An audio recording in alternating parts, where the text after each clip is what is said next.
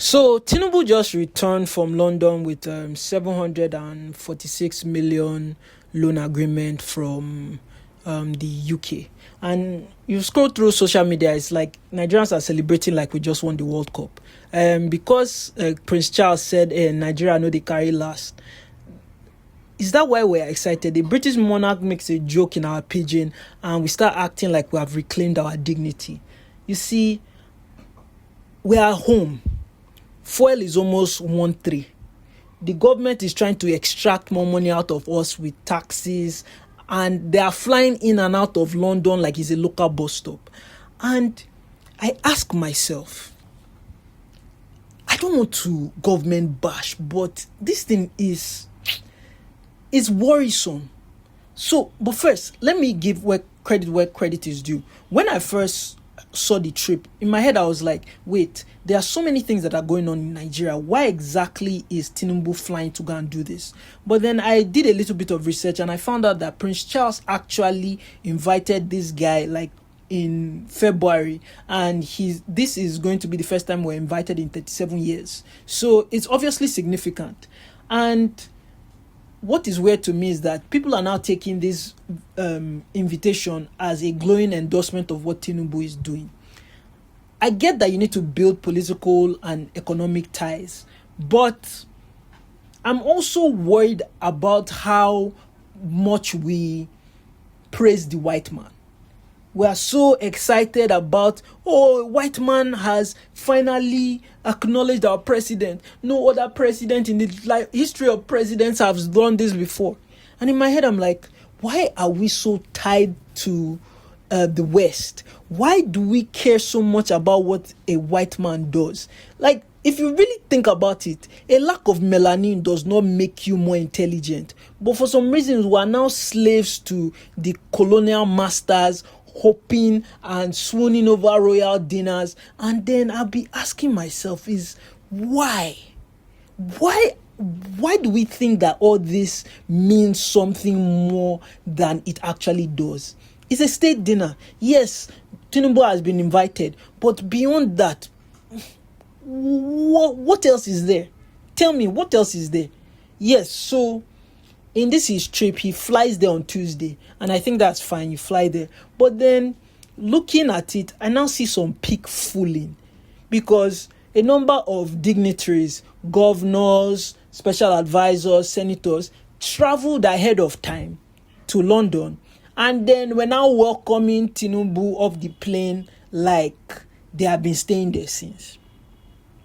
And this is a time where our president, when he took over, he told us, Nigerians will need to make sacrifices. He removed fuel subsidy. Fuel went from 200 to 600, and now it is at 1.3. Your people are suffering. And in this time of suffering and sacrificing, you guys are flying in bulk to the UK. Just so that you can say that, I was a part of this historical event. Why? Why the waste? You guys have spent on expensive hotels. You guys have taken all the cool pictures just to feel among. And then I wonder why. This is a waste. But of course, you do enough where Nigerians on Twitter will hail you that, yes, we are in the UK now. We are doing something important. But you ask yourself, is it really important? Is it really, really important?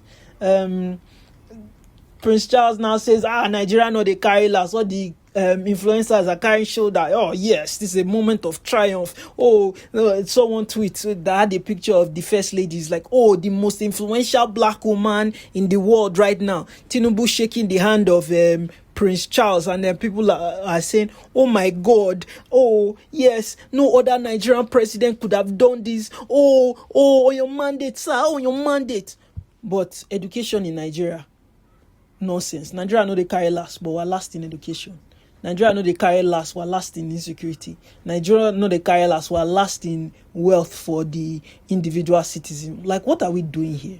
What are we actually doing here? And then the next day, they moved to more economical talk. And then Tinubu says something about terrorism. I'll do that in another video because I am actually flabbergasted at what he said there.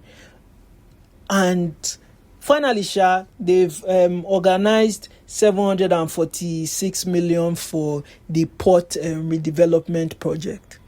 And I ask myself, Tinubu had already told us before that they had wiped out the IMF debt. But now he's going to Europe to collect another loan. What is annoying me is that loans are not inherently bad. We need to take loans for the progress that we are trying to get to. But I will be shocked if 100 million actually goes into those redevelopment of those ports. I'll be shocked because I know this government. I know the excesses of these people.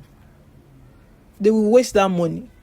And ultimately, something comes to mind is the fact that Nigerians, while we claim we are religious, we are slaves to mammon. You know, the Bible says that, you cannot serve God and mammon. Nigerians are serving mammon because any proximity to power or money will lead people to act out beyond what they say they will do.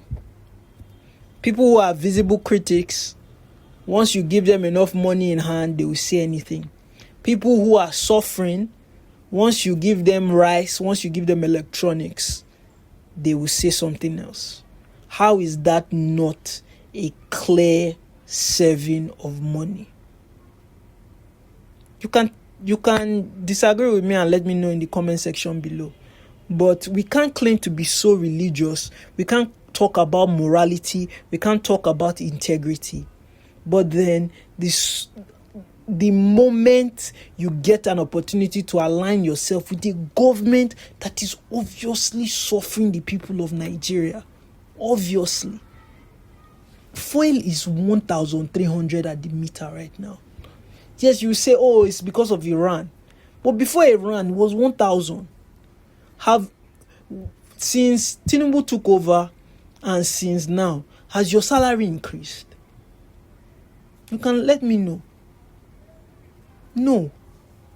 I don't worry about where this country is going to. This country is going to the bush already. I don't worry myself about that. What I worry myself about is the people who act so silly to think that we are progressing, who think that this path that we are on is okay. Is okay. Ultimately, at the end of the day, we all know what we are doing. We all know what we are doing. Let me know in the comment section below what you think about this. Like, share, comment, subscribe, and see you on the next video. Goodbye.